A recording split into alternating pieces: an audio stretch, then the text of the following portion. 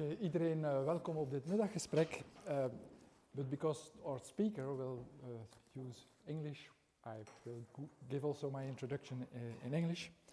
So the COP30, the Conference of the Parties of the United Nations Climate Treaty, was in October. That was the 30th conference of that arm.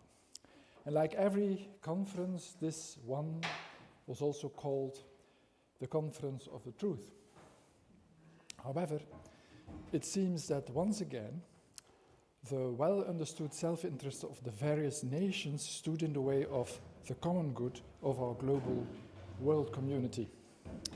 Was the 30th meeting of the parties of the United Climate Change Convention a success? And we can ask it on Maria Martinez from LINES, the Leuven International for European Studies.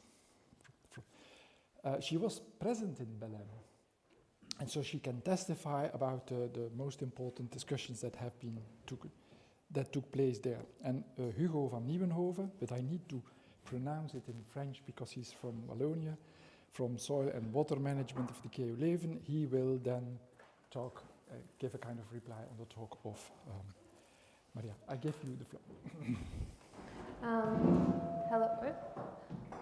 Hello everyone, thank you so much for coming. So as Wout said, I'm Maria. I'm a PhD researcher at Leuven International and European Studies Institute at KU Leuven, here at the Faculty of Social Sciences, and I study diplomatic practice. So as Bart mentioned, I was in Belém to conduct fieldwork for my own PhD research, and I will today share a bit of my reflections based on what I was there doing as well.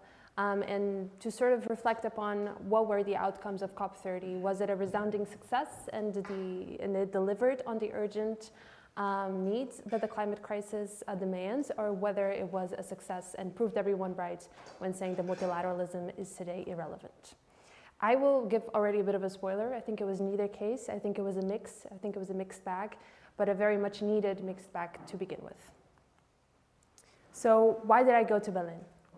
Indeed, as I mentioned, I studied diplomatic practice, so my purpose here was to sort of understand what the diplomatic negotiations look like in practice, how do diplomats cooperate with each other, and whether interpersonal relations matter at all in the practice of shaping the outcome of these negotiations. And for this, I conducted observations, so this meant that I was at the conference venue for the 2 weeks, from 8 a.m. to 8 p.m., trying to follow these negotiators and understand how the process took place. To setting the stage in Belém.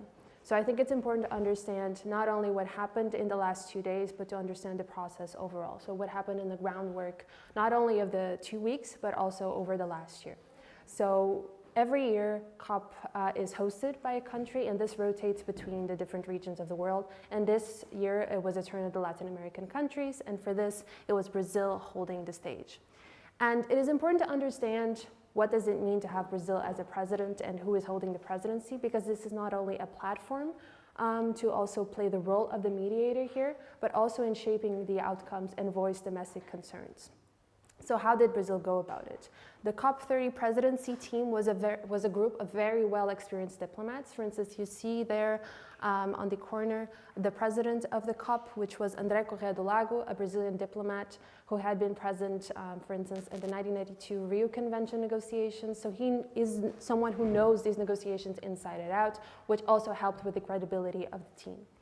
And throughout the year, the Brazilians were building up this narrative of ambition, implementation, and action. Bart mentioned President Lula, for instance, in the United Nations General Assembly speech. He mentioned that he wanted this to be a COP of the truth, very inclusive towards civil society actors who are often put at the sidelines of the negotiations. Were the geopolitical odds on their side?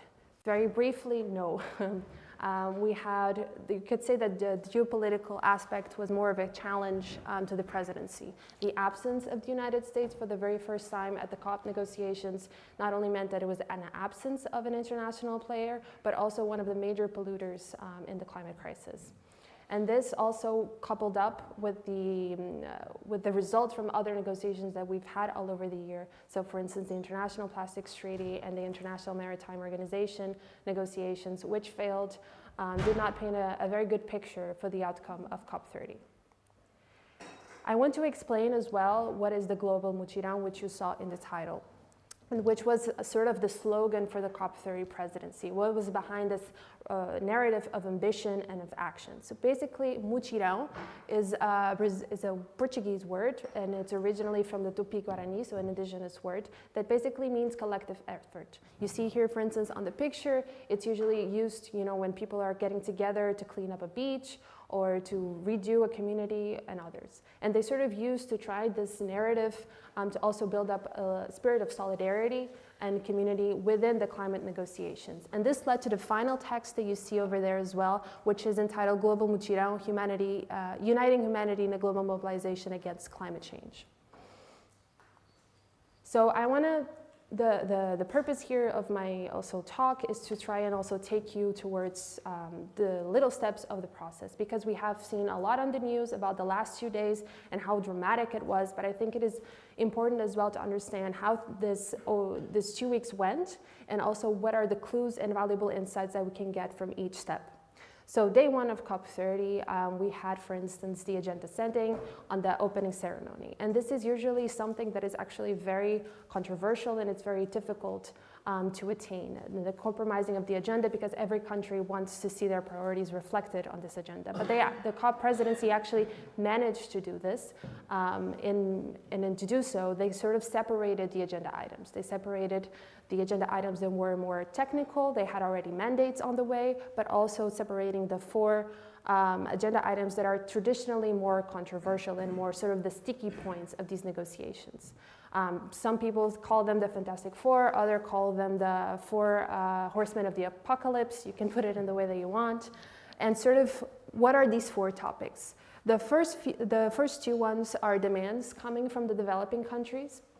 So you have the implementation of Article 9, Paragraph 1, which basically means that developing countries need public finance coming from developed countries. And this is often a point of contention throughout the COPs, because indeed this changes also who has the ability to provide this public finance.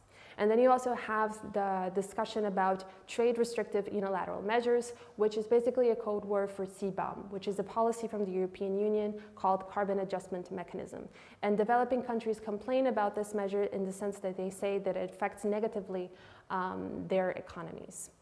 And then you have also the other 2 items on the agenda, which is responding to the synthesis report on nationally determined contributions and addressing the 1.5 implementation and innovation gap. And these nationally determined contributions are basically these reports that are coming from the parties every 5 years, where they report on how they have tried to address the climate crisis in their policies, on how well they are on track as well to attain this 1.5. As we know, we're overshooting already the 1.5, and there is clearly an ambition gap and implementation gap amongst parties, including because some of these parties have not delivered their reports. For instance, India did not deliver their report on time for COP. And then you also have this latter point, which is also linked to these NDCs, the nationally determined contributions, which is about the synthesis of this biannual transparency reports, which is connected to this in the sense that the transparency also resumes basically who is doing what and what we can do to also improve the transparency and meet this 1.5. And I think as well that alongside with, okay, how did the COP presidency go about the agenda? We have the statement by the COP30 president of the government that is hosting. So in this case, you had President Lula da Silva. And I think it was interesting to see as well in his statement, because here you can also see what are the expectations from the Brazilian government and what do they want to see. And it was interesting to note that Lula, at some point, he mentioned that we need maps on the path to reverse deforestation, overcome dependence on fossil fuels, and mobilize the necessary resources for these objectives. And this has been a very sticky, controversial point throughout the COPs, namely during COP28 in the United Arab Emirates. Because indeed, these developing countries, such as Saudi Arabia, from the Arab group, Russia, they do not want to see mentioned the fossil fuels. and most precisely did not want to see transitioning away from fossil fuels. So this was a very controversial point. In the end, at COP28, you saw on the text this transitioning away, but this was a very controversial thing. And then in COP29, this was a very watered down, it was not discussed. And then here on COP30, it was expected to some degree that you would see again this issue rise again. And indeed, even though it was not an agenda items necessarily, you saw President Lula mentioning this. So what I followed throughout the 2 weeks was the Mutirão room. And the Mutirão room basically means where these parties were negotiating the 4 sticky points, so the 4 controversial points. And it was interesting to see, especially during the first week, because the COP presidency sort of used this language about how they were conducting the collective therapy. Here, the COP president taking obviously the role of the therapist, and the delegates here taking the role of the patients. So sort of discussing what were their past traumas over the last 10 years since the Paris Agreement and how to move forward. But basically, very short, you had a very strong confrontation coming from the Arab group led by Saudi Arabia, and also with the like-minded developing groups. These are negotiating groups within UNFCCC. Led by India, towards the European Union on these unilateral trade measures and on the finance questions. You had China here trying to play the role of the mediator, which was also interesting, calling for multilateralism and international cooperation, but in the end, also a very strong critic of the European Union. And then on the other side, you had the European Union aligning very strongly with Latin American countries, which is the ILAC, and the small island developing states as well. And some issues also converging with the African group on issues regarding nationally determined contributions and these biannual transparency reports. But there were no mentions whatsoever of these fossil fuels or deforestation roadmaps that President Lula had mentioned before. In parallel, there were ongoing negotiations, more technical level that I had mentioned, and moving towards the implementation, which was also interesting to see. For instance, in a better pace, you had some of the mandated negotiations, such as cooperation with other international organizations, which meant how can we create synergies between, for instance, COP of biodiversity and the desertification, and between this COP, but also in issues regarding adaptation funds and the action agenda, which was also not very covered on the news, but it was something that was very discussed and sort of a new initiative on how can we implement these measures. And it was more happening on the side events, and it was led by the lady in the picture, Anatoni, which was a chief executive officer of the COP30 presidency. In a similar worrying pace as the Mutirão room, you had as well the gender action plan, which was something that I was following closely. And this was because it became a very politicized topic. You had many countries demanding footnotes on what would be the definition of gender in a very binary way, but you also had a lot of brackets. And this means there was no consensus in the room. At some point, this was one of the most bracketed texts of COP30. And sort of rounding up week one, I think it's also important to note these logistical but democratic bumps. So in the last 2 days of the week one, you had 2 indigenous protests. One was during the night of the last day, and the other one was by the Munduruku people, which is the community in the Brazilian Amazon rainforest. And this also shed light very much on the domestic dimension of this COP, because they were demanding that the Brazilian government recognized and demarcated their territories in the Brazilian Amazon, which they managed to do successfully, but also sheds light on questions about indigenous participation within these negotiations, especially in a place, right, in Belém, in the middle of the Amazon rainforest. And you also had a flood, which also signals, questions about these places that are already living the negative effects of climate change. Going into week two, the week one was more technical and more diplomatic, let's put it that way. And in week two, the ministers arrive. And so the Mutirão room is still stuck in this negotiation loop. And what the COP presidency does is that it employs this technique of shuttle diplomacy. So basically, he paired the ministers into pairings according to topic. And they said, well, we want you on our behalf to conduct these bilateral negotiations and consultations to sort of try and ensure a consensus. And so in the Mutirão room, there were no minister pairings. It was mostly the presidency conducting the consultations. And they introduced in the beginning this Belém political package, which was something relatively new. In the informal stock-taking plenary, the COP presidency called for consensus and unity. The consultations continued, but this Belém political package was met with some resistance because it was something relatively new. And then as meetings became more closed doors, there was less access to observers. And also was something that was interesting was that in the Mutirão room, first day of the week 2, the COP presidency said that they wanted results by Wednesday, which was something unprecedented because usually COPs go over time and the closing plenary was predicted to be on Friday. And some of the comments floating around the rooms meant that this was also because there was a G20 meeting happening in South Africa on Wednesday and they wanted to deliver something for the Brazilian government for this.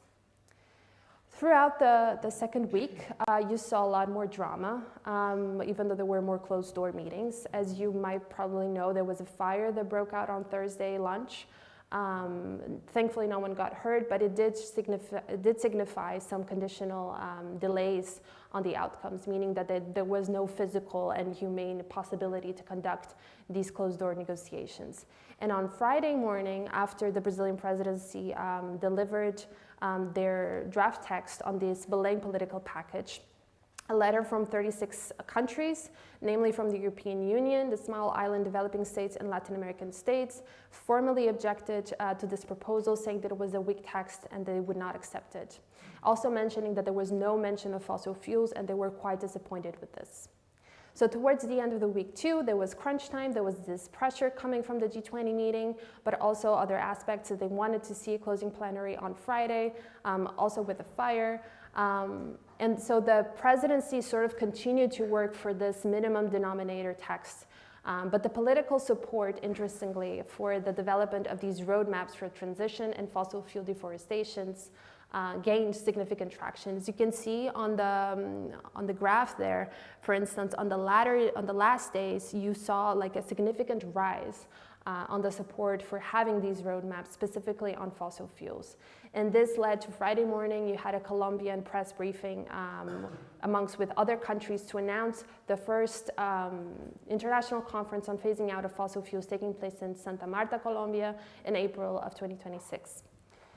And so what was not an agenda item suddenly became a very pressing one. And getting to the finish line, you really saw the drama going on, specifically in the Mutirão room. You had a plenary after the Colombian press briefing, again with the COP presidency trying to call for solidarity, mentioning the fire and trying to sort of round up this Mutirão spirit. But what happened was that afterwards, when the ministers went into the Mutirão room, specifically Commissioner Hoekstra opened the floor saying that he was very disappointed in the text, that the European Union would not accept it. And I thought it was interesting because very implicitly he suggested a trade-off between mitigation, which is something that the European Union rallies support very much for, and between the adaptation finance, which is something of a very sensitive topic for developing countries. And sort of this led to an outrage from the developing countries saying that this was unacceptable. And sort of the Friday evening ended like that. No closing plenary expected on Saturday, but with a lot of drama. At the end of COP Saturday morning, we did have the closing plenary, which in itself was also a very dramatic process. And at the end of it, the Simon Steele, the UNFCCC Secretariat said, well, this outcome reflects that multilateralism is alive and kicking. And I sort of wanted to pick up on the alive and the kicking part to try and understand what does it mean. Is it alive? I would say that yes, multilateralism is alive. I thought it was interesting, for instance, that Cristiana Figueres, one of the architects from the Paris Agreement, did mention that the this denominator is in the eyes of the beholder, right? And the reality of the multilateral process is that sometimes not everyone is happy, but not everyone is totally unhappy. So it is progress forward. And there were actually some very good results when we come to the technical negotiations. For instance, the Gender Action Plan, which I mentioned had many brackets, lack of consensus, actually passed through, was gavelled through with progressive language and no footnotes on the gender definitions. But also on the tripling of adaptation finance, which is something very dear to the developing countries, we had the tripling of this by 2035. And also we had very strong baselines. In an era at a totally happy result, 10 years of Paris and what are the limits of this process. So on the one hand, you had visible issues regarding process in the sense that we are indeed stuck in this negotiation loop. We are discussing the rules of the game over and over, and this is a stage where we should be moving in towards the implementation phase. And this is also resulting towards structural issues of the UNFCCC regarding overloaded agendas, issues about equity and representation, but also public trust and transparency, you know, when these meetings go on behind closed doors and the civil society and observers have no access to it. But also questions of power, when the ultimate consensus is indeed the consensus amongst everyone who holds powers in these COP formats, and what can these coalitions, for instance, in regard to the EU and Latin American countries, can do in the face of these strategies of climate obstructionism. And finally, questions about implementation. One of the interesting results out of COP30, which is also not appearing on the news so much, is the Global Implementation Accelerator Mechanism. It's a voluntary mechanism, but it's also interesting to see how it will move forward. And there were also very interesting ideas floating around the rooms, for instance, as the Mutirão, how can we reform to create these co-creation spaces for implementation? And yeah, these are some of my thoughts, and I hope that we have fruitful discussion. Thank you.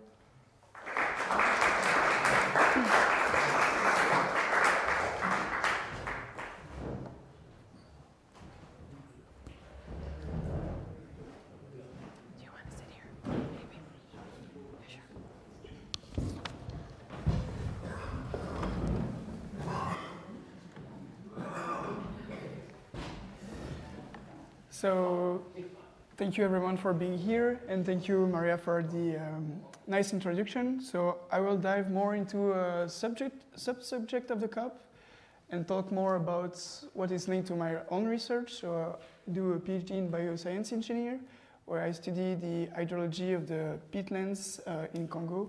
So, I will talk about the Congo Basin from the perspective of COP30. So, to set a bit the scene, some of you may know that the Congo Basin is the second largest tropical forest in the world, right after the Amazon. It regulates the regional climate and rainfall of many other countries and millions of people. And it's a powerful carbon sink for the whole world. So on the map there, you can see that it spans over several countries, in total 9. And in the center part, you have some greener, a greener part, which is actually the peatlands from Congo. So for those of you who don't know what peatlands are, maybe you know the Hugo Van Nieuwenhove in Belgium. So these are peatlands, but I study them for the tropical side, specifically in Congo. So a peatland is a type of soil where the water is quite high, and because of this water, the vegetation that died does not decompose. So let's say that a tree dies or vegetation dies, it will stack on top of each other, storing carbon. So here you have a representation of these peatlands, and it spans over 600,000 kilometers. So this odd number maybe does not represent something for you, but if you take Belgium, it's more than 5 times the size of Belgium, which is quite huge, and is believed to stock more than 3 years of the global emissions. Unfortunately, this is threatened by many problems, especially deforestation. You have also oil concession being there, mining concession. So yeah, many things needs to be done. Now, if we look more about deforestation over the world, you have different drivers. Some are logging, some are plantation, and you have also for agriculture. So that's the case in Africa, mostly Central Africa. So we all think about deforestation where state is involved to cut trees and make money for the state. But actually in Central Africa, more than 90% of the deforestation that happens here is due to small farmers that cut down forests to make agricultural fields there. So if we take that with the below graph, with the expected growing population of Africa, you may see the problem that we somehow a social ecological drama may happen there. Another problem there is the huge lack of data and funding. So on the top map, you can see that these are the National Research Institute, and many of them are in the northern parts, and even in the southern part, you have really a lack of a National Research Institute in Africa. And the same for the scientific collaboration, which is the below map, which represents the link between different institutes. Moreover, there is a huge lack of funding. So if we compare the funding of Africa, Southeast Asia, and Amazon, Africa represents only 11.9% of the global funding, although it's the second largest tropical forests. So now that I've a bit set the scene, as Maria said, COP30 may be seen as a failure or not, depending at what you look. But for a climate perspective, it can be seen as that. But what can we take for the Congo? Is it a success? So I think three major points were brought up there. The first one is the Tropical Forest Forever Facility, which is a special fund that was created to protect forests globally. Then, in parallel, you have another fund that was created, is the Belém Call to Action for Congo Basin Forests, which is some kind of funding that will be raised for a total of 2.5 billion euros over the 5 next year, that should contribute to capacity building and protecting forests, especially for the Congo Basin. And then it was the first time that local people and local communities and indigenous people were really part of the discussion and the negotiation. So now I will dive a bit more into this tropical forests forever facility. So this special fund was created in order to protect forests, and the main goal is to make it more profitable to keep forests than to cut it down. So how is it set? So it's the goal is to raise 125 billion euros, and with this money, it will be invested in some projects, and the return of investments would be shared with the different countries that would protect the forests. So if you save forests, you get paid. And another nice thing is that 20% of this money should be directly go to the local communities. So each country would create a steering committee based on with local communities that would decide for themselves what to do with that money. But also, this is the bright side. If we look more at the downside of this, there is a lot of criticism around it. So a major thing is that it is seen as the Lula flagship to overshadow this mitigate climate action that happened there. Also, there is a huge risk that the community will not see that money. And another thing is that it has quite low interest rates on the short term. For example, it's estimated that it will be $4 per year per hectare saved. But this is okay if you think about a long time run for a country like Brazil, where the deforestation is driven by the states and where the state makes actually money from it. But for Central Africa, as one of the first graphs that I show, is that this deforestation is not driven by the state, so the state doesn't make any money from it.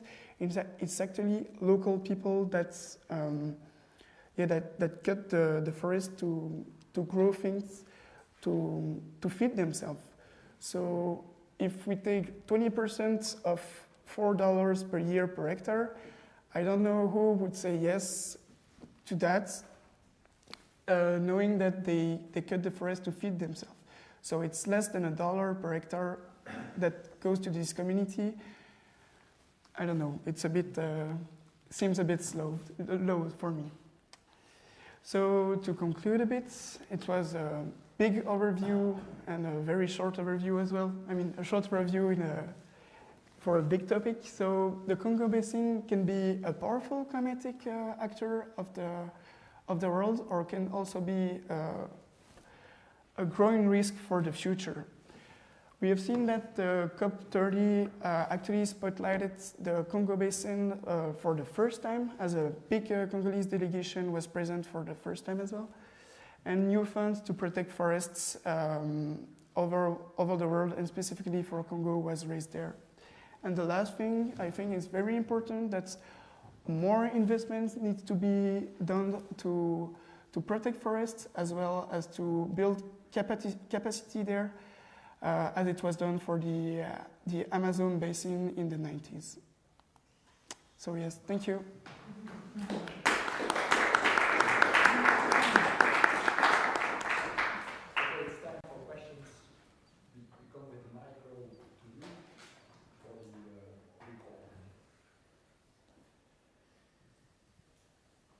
So if no, there is a question already.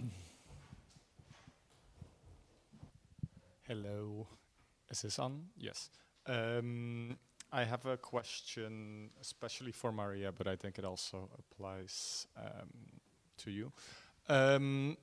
At a different COP, at the biodiversity COP in Montreal, there was a lot of action from local actors to protect peatlands just outside of the city of Montreal.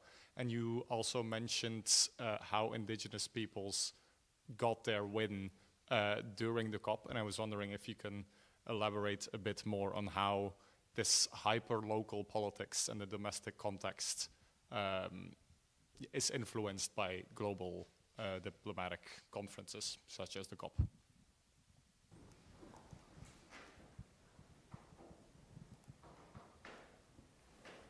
Yeah, okay. Yeah, it was actually very interesting. So I'm Brazilian myself, and the choice of Belém was a choice, obviously, to sort of represent the symbolism, being, holding a COP about the climate crisis in the middle of the Amazon rainforest, but actually has a very strong domestic dimension to it. For instance, questions about political elections. Lula has an election coming up, and he did not do so well in the north region of the country. So he also wanted to put on the spotlight Belém to sort of leave a positive legacy, to sort of maybe in the next year, the elections, they have a positive result in that area. And so the city of Belém itself actually was remodeled. People were very happy with it. But during the COP in itself, it was interesting to see that indeed, even though they they've sort of advertised for this increase of indigenous populations' participation in the negotiations, you did not see much of that. I think it was sort of a tokenism approach there, and that also led towards the protests happening in the end of the week one. It was one on Friday night where they sort of stormed into the conference venue, and then you had a letter actually coming from the UNFCCC Secretariat demanding that the Brazilian government increased their security. So the next day you come, there was another protest, very pacific, coming from this indigenous community in the Brazilian Amazon, the Munduruku people demanding their territories to be demarcated, but you had this contrast, very stark contrast of a huge amount of military presence there, and it was very weird to witness that from a personal perspective. But indeed, on the one hand, it was a sort of tokenism approach. On the other hand, it did get some significant wins. Demarcation territories in Brazil is a huge issue because most of these territories are not demarcated thus far. It's also an issue, for instance, at the Supreme Federal Court level. The Congress right now is also very right-wing, so that does not have a happy ending there. And before COP, just to mention that, before COP, actually the Brazilian government had approved oil drilling project in the Amazon basin. So that was also the reason why there were so many protests. And I think that from their perspective, it might have been, even if a small win, but for projection internationally, a good purpose. Yeah. Your explanation, the first part went very quick, no problem. So, but there was a lot of, I have understood that there was a lot of hostility towards Europe. A lot of countries were against the kind of Europe and I did not understand well why. So we have had in previous lunch debates the defense of the carbon emission trade system. Jos Delbeke, who created it, presented it also in this room. So what is the position of these countries against that kind of European position, and why is there so much hostility towards that position? Yeah, I wanted to make sure that I did not go over time. But yeah, it was very... So the question of CBAM is traditionally a question that has been on the table of these COPs for a long time.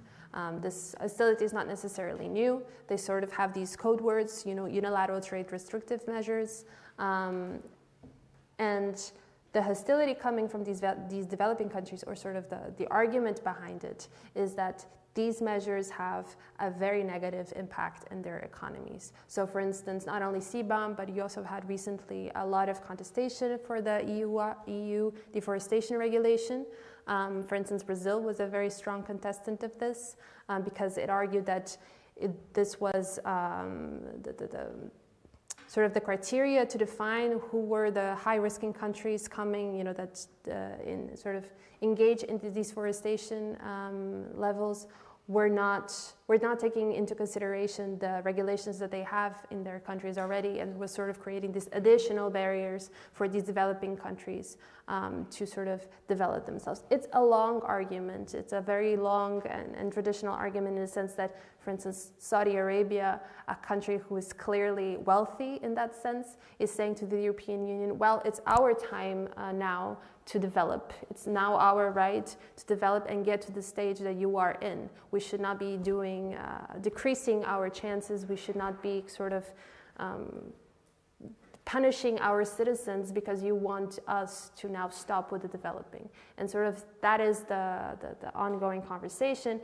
And one of the interesting things that came out of COP as well was that this trade restrictive measures, for instance, CBAM, one of the arguments here from the developing countries was that this needed to be discussed at the UNFCCC level and not at, for instance, at the World Trade Organization, which was sort of the argument coming from the European Union. This is not a relevant platform for us to discuss here, CBAM or UDR or other measures. We should discuss it at another level where it's relevant. But now actually sort of the genie is out of the bottle in that sense, and in the text, the Global Mutirão text, you actually have this potential for creating synergies between both these discussions at the UNFCCC, but also at the World Trade Organization. Yeah, if I followed well, so there is a demand from the European side for having clear regulations, so when you import goods from the other countries, they need to follow certain regulations. These regulations are too strong, so that it makes it difficult to have these kind of commercial relations. So what is then the advice towards Europe? What do you think that Europe needs to do? Is that then all right to say, well, indeed, they have the right to develop, so let's loosening this kind of strict regulation. We have no longer labels with wood that is indeed on the answering these criteria. Is that then the kind of thing that we need to do in Europe? Well, from my personal perspective, I'm not an expert on CBAM, but I think that overall in these conversations, on the one hand, I think the European Union, it is doing the right thing, right? The fact is that CBAM does not have that much of a negative impact on these developing economies. It is a fair moral argument, right, to discuss historical emissions, but the fact is that also the picture is very different now. But it is, in the European Union in that regard, is one of the few countries that is doing these carbon adjustment mechanisms. For instance, actually Brazil also launched this coalition in parallel to these discussions. There was a Brazilian-led coalition on the compliance with carbon market mechanisms. So Brazil is very much interested, for instance, on developing these carbon pricing mechanisms, also because it is a very a country that has a very strong forest. For instance, for other countries such as Congo, it might be interesting as well to sort of develop these mechanisms. But on the other hand, I do think that sometimes there should be perhaps more of a conversation in the development of these policies to ensure that, up front, you don't have these uncomfortable situations with countries that are actually very willing to engage and discuss.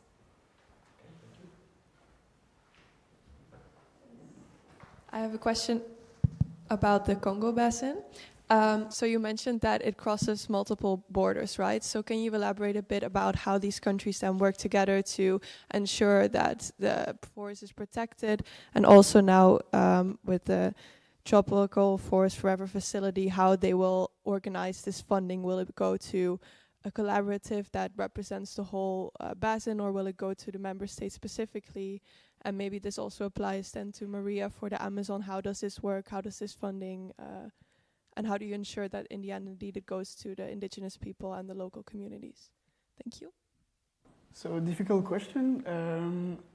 I don't know if there is such a consortium for Congo Basin among all the countries. I think even within countries, the political situation of these countries is already a bit complicated, I would say, with war going on and all these things.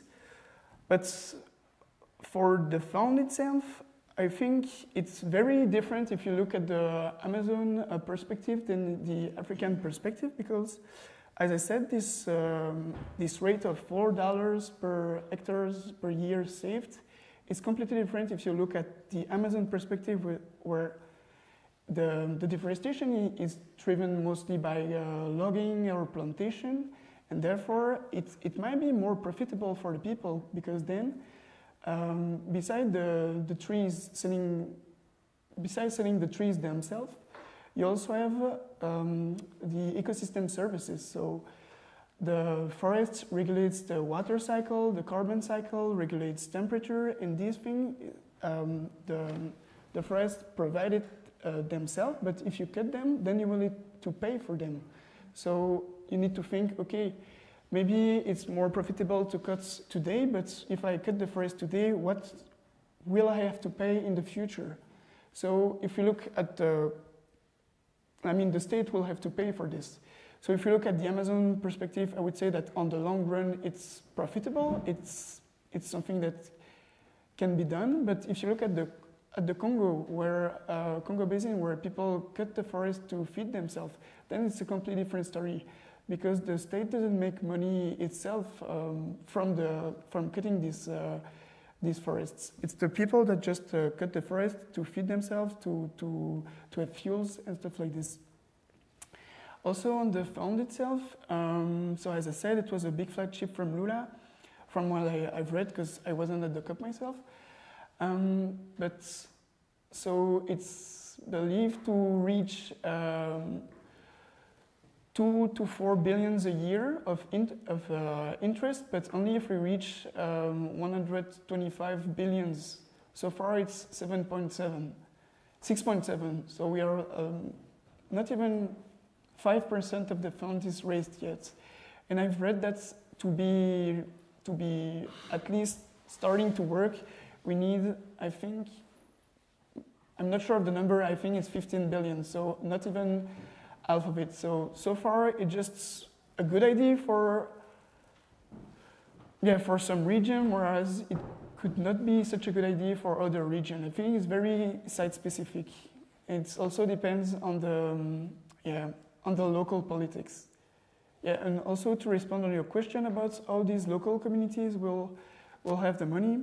So if I understood it correctly, each country will have to create a steering committee with the local people themselves, but how are these local people hired to do this job? Who will they be?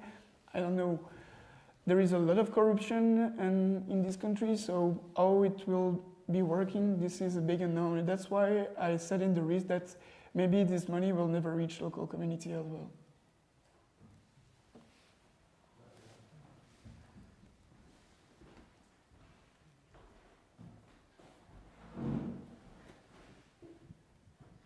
Thank you.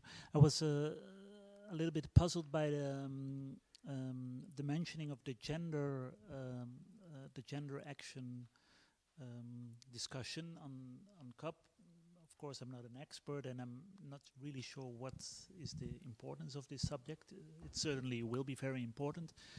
But on the other hand, you mentioned that the program or the agenda was sometimes overloaded. So I was a little bit curious to which topics you would restrict COP to be effective if you had a choice, or which subjects maybe should be left aside next time. So I will speak on the gender action plan, which was something that completely fascinated me while I was there. So the gender action plan is this idea to have for the next 10 years a long-term, something that comes from the early 2000s on the Lima working group, where basically it's this idea to have for the next 10 years a long-term vision of how to support women who are often at the front line of the climate crisis and vulnerable groups, especially in case, for instance, of the energy transition.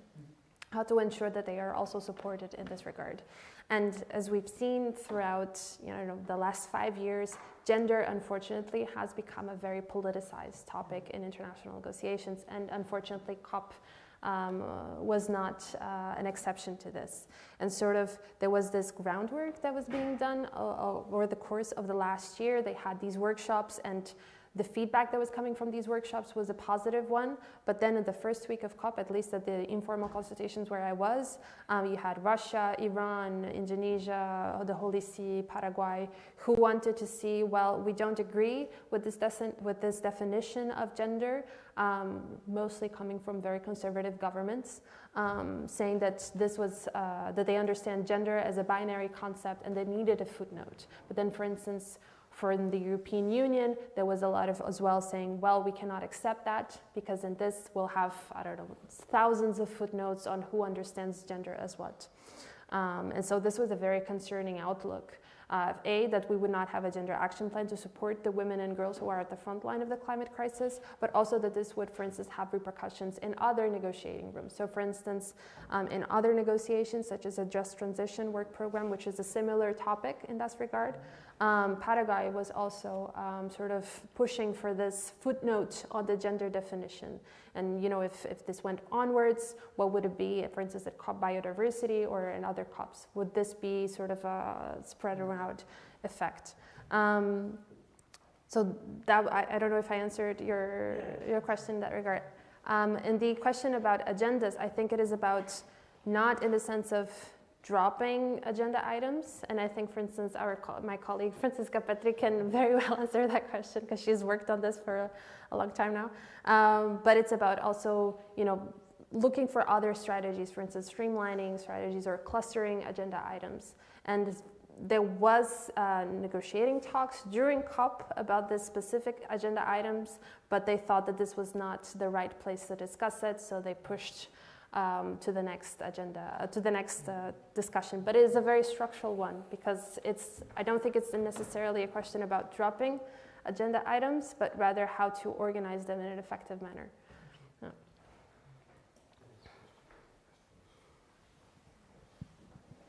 Thank you both. I have two questions, maybe mostly for Maria, but maybe for both of you. One is I'm going to kind of hijack the gender question because it's unclear to me, because you presented it kind of as one of the successful things that we can take from the COP, but it's unclear to me exactly why that is the case, if in the end there is no, if I understood correctly, that there was no definition of gender. So isn't it just an agreement that's completely void in the end? And yes, maybe you do sign something and you have an agreement, but if there's nothing behind, you're pretty much, signing on to something that has nothing. So yeah, maybe if you can clarify that for me.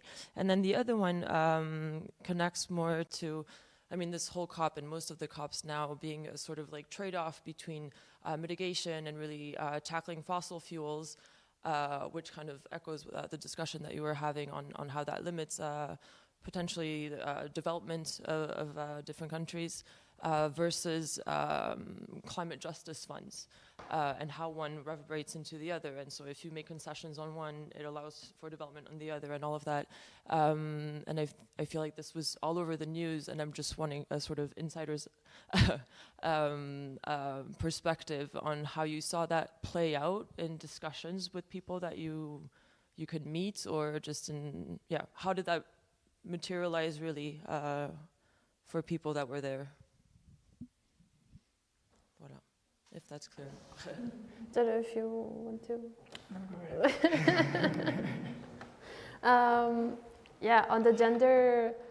On the gender question, yes, in part I agree, in the sense that yes, if we don't have necessarily a definition on this, it can be also leaving room to others to have footnotes or to have, a more conservative definition of what gender means.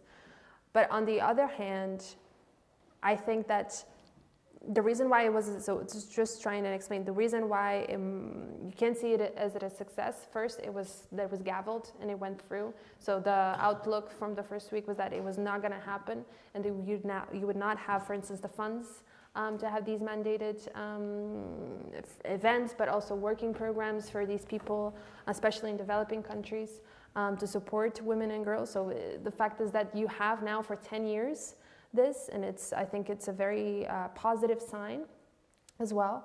And on regards to the definition of gender, I think it's a question that also is bigger than COP, right?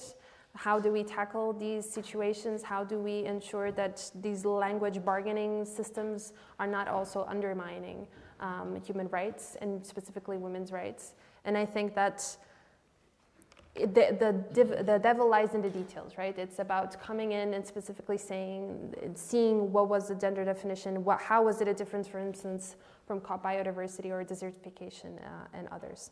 In regards to the trade-offs, I wasn't following closely the regards to mitigation and adaptation, but from what I've heard from other colleagues while I was there, was that, for instance, yes, you had a good outcome on the tripling of adaptation, but actually, this was 5 years delayed, which is not necessarily good, especially in the climate, at the state of the climate crisis.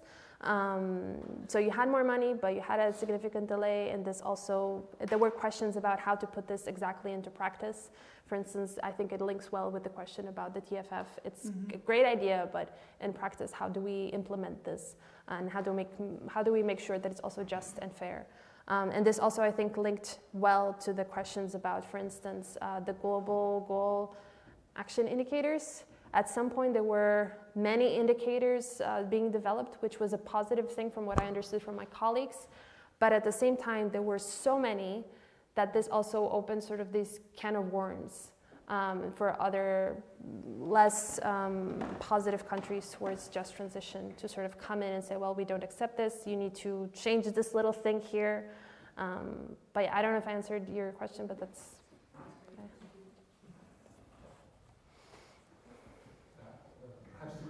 On the question of the Congo, everyone who knows a little about what's happening in Congo knows that it is very, very complicated with, indeed, the war, but also a lot of corruption. There are a lot of non-NGOs who are indeed investing in the Congo. But if we may believe the research done by the efficiency of that kind of collaboration, it's very, very low. Because of corruption, because of the fact that it doesn't fit really with what the people really need, there is not much. So you don't need to know much about the situation in Congo to realize that the money that will come will never reach its goal, isn't it? So these people who came up with these kinds of ideas, they need to know that also, if they are a little informed. So that this seems then to be a little bit more like a window dressing, showing that it is going in the right direction because we have taken this and this kind of action. But in reality, that doesn't represent anything, I suppose. Or do you disagree? No, I think you make a good point. maybe it's not on the not the first item on the political agenda right now for DRC because of the war. Although I think it's quite important. I think everyone there is aware that there is this problem of deforestation, of feeding people, of all these things.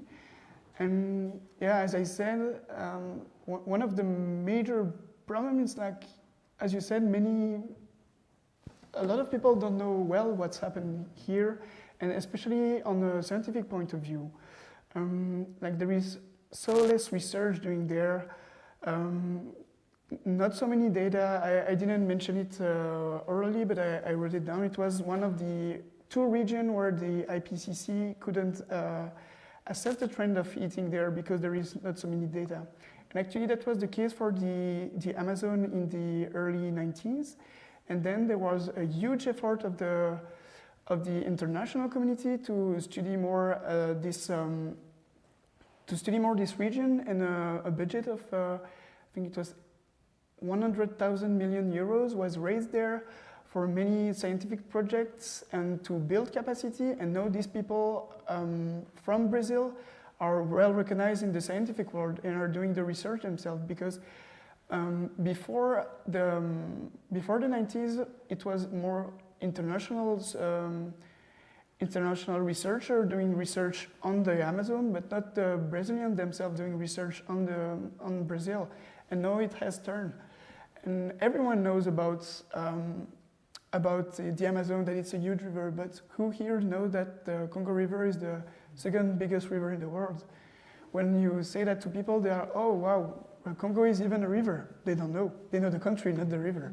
So I think, yeah, first we need to put money on the table to build capacity, so that people can, building capacity there is very important, and it might be solve political issue. But I think, maybe it's not the first item on the agenda, and they have other problems to resolve yet. But that's not so much my. I know like someone who reads newspaper, but I'm not so much into it.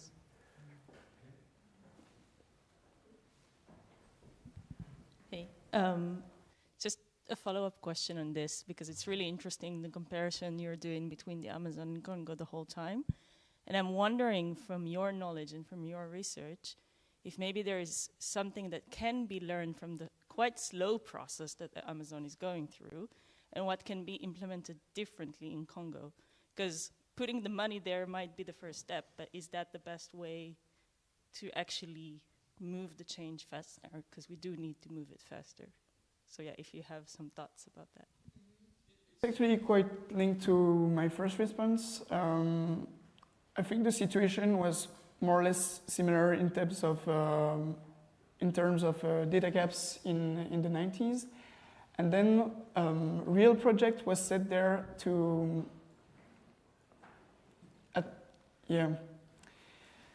it's a difficult question because, no worries. So the situation was quite similar, and then money was there, but I think the money was set for a specific project as well, not sending money to governments and then dispatch it as they want. So I don't know if it was money that went to specific NGO, to specific thing, but I think setting the scene first. So what do we need? Why do we need data? Which data do we need? Where is the money going to go? Is a very important question to ask yourself before sending money to a country that you know for a fact that there is a lot of corruption there. So this has to be first thoughts, and then you can have real projects and investment there. I don't know if it answers your question or not. Well, yes, that's part of your thoughts, right? Like, this is a learning process from different locations. And each region will have their different contexts that sometimes you can learn, because if you're saying Congo is just the Amazon is 10 or 20 years after. Yeah, I don't think it's the same thing as the Amazon 10 years ago, but I think more collaboration with international people as well needs to happen. Because I had a map about the data, there was gaps, but there was also gaps in terms of collaboration with different institutes. And by collaborating with other people, that's how you learn. Thanks. You're welcome. the venue of the conference, so this year Brazil, other years France or Japan, does it have an impact on the outcome? The venue, the place where it is held, does that have an impact on the outcome of the conference? Yes. There's actually a lot of research as well being done on how, because for instance, next year is a specific case, but usually traditionally the venue where it is, it means also the country is being the one who is chairing the negotiations and leading the path. So it can also shape the outcomes. As Hugo mentioned, for instance, there was a Belém summit before COP. This is where all the leaders came together and, for instance, launched the TFF, the Tropical Forest Fund Facility. Yeah, a lot of Fs. But there was also, for instance, a Belém pledge for biofuels. So, for instance, Brazil is a very big country producing ethanol, and one part of their agenda is precisely to push this onwards. But also, I would say not only at the political level, but also logistically. It's also not only for the country itself, but for instance, here it was in Belém, in the Amazon rainforest, they sort of tried to bring this symbolism of the indigenous population's participation there.